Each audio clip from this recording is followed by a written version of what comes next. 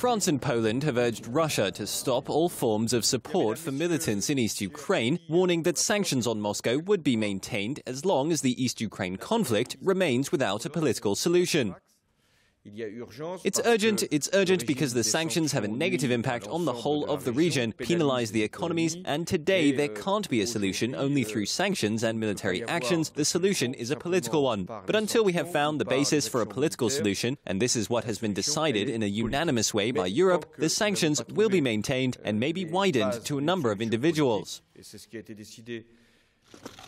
Poland's Prime Minister, meanwhile, stressed that following a meeting last year in Wales of NATO, the alliance must make good on promises to bolster its Eastern European forces. We talked about the situation in Ukraine and the subsequent threat it represents for peace in Europe. We agreed to say that today there are no conditions that could ease the European sanctions against Russia, but I'm also convinced that because of what is happening in the East, it is necessary to implement as quickly as possible the decisions taken by NATO in Newport and reinforce NATO's eastern wing.